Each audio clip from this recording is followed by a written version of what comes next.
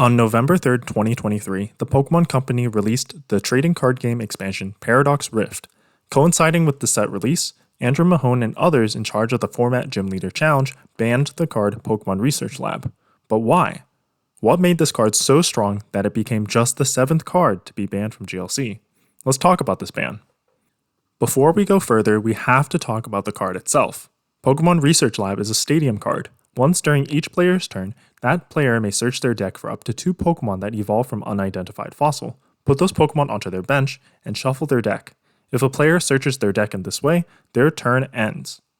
There are 12 Pokémon that evolve from Unidentified Fossil. Grouping by type, Grass and Metal each only have one such Pokémon. For now, we'll ignore these types since they don't fully take advantage of Lab's effect to find 2 targets. Water, Colorless, and Fighting each have multiple targets. Amara and Tortuga, along with their evolved forms, have not been problematic. Fighting Fossils are stronger, but their impact is relatively limited. A good player with a flexible deck can play around the abilities of Kabutops, Omastar, and Fighting Archeops. Colorless Fossils, however, have been a different story. Lab is able to fetch both Silver Tempest Archon and Fossil Fangs Aerodactyl. Archon is relatively weak, but its final form, Archeops, has one of the strongest abilities ever printed, Primal Turbo. Once during your turn, you may search your deck for up to 2 special energy cards and attach them to one of your Pokémon, then shuffle your deck. With so many different special energy cards legal on GLC, including Double Colorless Energy, Twin Energy, and Powerful Energy, Primal Turbo is easily able to set up any attacker in colorless decks. Aerodactyl is a perfect partner for Archeops because of its attack Fossil Fangs. There are no GX and EX Pokémon in GLC, so this attack will always deal 180 damage, enough damage to knock out most relevant Pokémon. Lab into Archon and Aerodactyl sets up a good support Pokémon and a strong attacker in a single action. There are multiple ways to set up Archeops. Most methods involve finding Pokémon Research Lab. The supporter card Guzma and Hala is able to search for any stadium card in the deck, regardless of whether you use its second effect. Tag Call is an item card that can fetch Guzma and Hala and another tag team card from the deck. Stadium Nav is an item card that lets you flip 2 coins and get a stadium card from the deck for each heads flipped. Since you mostly care about getting Lab, this card gives a 75% chance of grabbing Lab. If you have poor prizing or don't have a way to get Lab, you can still set up Archeops in a more traditional way by playing Unidentified Fossil and evolving into Archeops through Archon or Rare Candy. Unidentified Fossil can be recovered from the discard or searched in the deck with Fossil Excavation Map. In addition to numerous methods of setting up Archeops, there are plenty of cards that improve the deck's consistency. Order Pad is an item card that lets you grab an item card from the deck on a coin flip. While it is not worth playing in most decks, Archeops usually only needs one of the items, Tag Call or Stadium Nav to get going, so Order Pad is very strong. Same thing goes for the card Cram-O-Matic, though it is less commonly played because it requires another item card as its cost to be played. X-Transceiver is similar to Order Pad except that it grabs a supporter instead of an item, so X-Transceiver can get Guzma and Hala directly. If any important piece is prized, Gladian can fix that by exchanging itself for one of your prize cards. Finally, there are many other useful consistency cards. Arven, Trainer's Mail, Acrobike, Trekking Shoes, Skyla, Peony, Talonflame, the list goes on. Before and after Archon is put into play with Lab, a player can also play Unidentified Fossil on the bench. If the opposing player manages to knock out Archeops or Archon and remove Pokémon Research Lab, Archeops can still be recovered and evolved into using the Fossil and Rare Candy. The Fossil is insurance against losing Archeops once. If that isn't enough, Colorless has some of the strongest attackers in the game.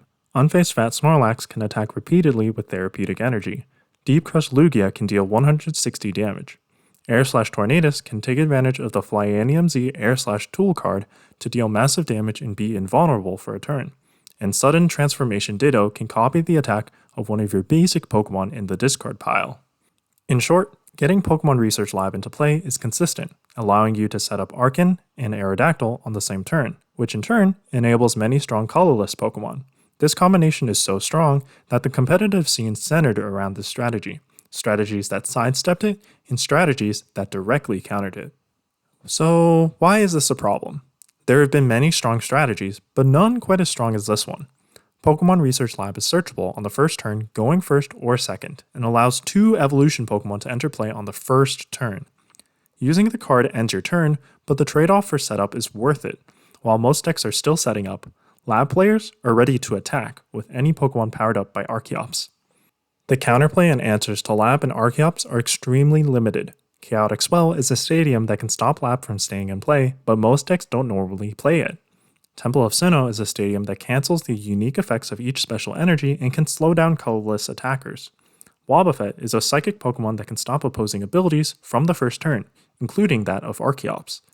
Ability lock Pokemon like Galarian Weezing and Garbodor need to evolve on turn 1 with Boost Shake or an Ascension attack, or else the Archeops player will be able to set up energy before the ability lock takes effect. Hex Maniac is a good but temporary solution to slow down Archeops. Comeback strategies like Hand Disruption usually don't work since most colorless decks run the Squavit Bibarel engine, and they also put energy cards back into the deck to be searched by Archeops. Even decks with type advantage like Fighting and Lightning are answered by Weakness Guard energy, making it difficult to take out Archeops and its partners. Some strategies have had success against Archeops. Pokemon like Earth and Shield Bastiodon are invulnerable to special energy and directly counter Archeops decks. Lost City can Lost Zone Archon or Archeops and force reliance on energy attachments from hand.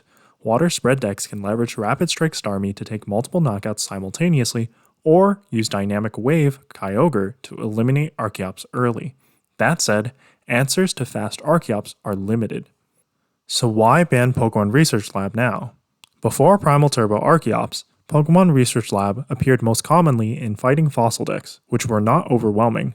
Primal Turbo Archeops and Colorless Archon entered GLC with the release of Silver Tempest on November 11, 2022, and immediately warped the GLC competitive metagame with a win rate hovering around 60%. Pokémon Research Lab stayed legal alongside these Pokémon for almost a whole year, which was long enough for the player base to explore the deck and its answers before it got the axe. The question then is, why Pokémon Research Lab? Why not Archeops, Archon, Aerodactyl, or one of the supporting cards? The thing is, Archeops itself is strong but not inherently broken. It has similarities with Crazy Code Porygon Z and Burn Brightly Charizard as Stage 2 support Pokemon, and neither one has broken GLC. Since the ban, there have been very few Archeops decks, and none that have high win rates. If you're curious, I've linked some of the lists I found in the video description. Also, banning Archeops is not future-proof. TPCI tends to print strong fossil Pokemon abilities, and another strong colorless fossil could replace Archeops and break GLC for another year. The same reasoning can be applied for Aerodactyl, which is more replaceable since it is just an attacker. TPCI is willing to experiment with Unidentified Fossil, evidenced by several Pokemon that all evolved from it released in Silver Tempest. Banning one of them opens the door for a future Pokemon to replace it. Guzma and Hala, on the other hand, promotes deck-building creativity by letting players find otherwise disjointed cards. There are few ways to search for special energy, and fewer to combine them with Tool and Stadium cards. Banning Guzma and Hala and similar cards ultimately stifles creativity and hurts the game. That leaves Pokémon Research Lab. The publicly stated motivation for the ban is that Pokémon Research Lab essentially cheats Pokémon into play in a way that is reminiscent of how Forest of Giant Plants bypasses normal evolution rules. While some may disagree with this reasoning, I think it has some validity. The card is not designed for a format like GLC. In a game where setting up is more difficult because there's only one copy of each Pokémon per deck, having a card that fetches multiple without needing to evolve is too much. As for collateral damage, fighting fossil lock decks are much worse now. It feels bad to have interesting strategies be impacted by this ban, but every ban decision has pros and cons and is not taken lightly. Overall though, I believe the metagame as a whole is healthier for it. Bans are not permanent, and there may come a day when Pokémon Research Lab returns. Until then, we can evolve Archeops the old-fashioned way. Thanks for watching. Let me know what you think of the Pokémon Research Lab ban. If you want to see more ban list videos, comment below on which cards you want to see and which ones you think are ban worthy. Until next time, bop.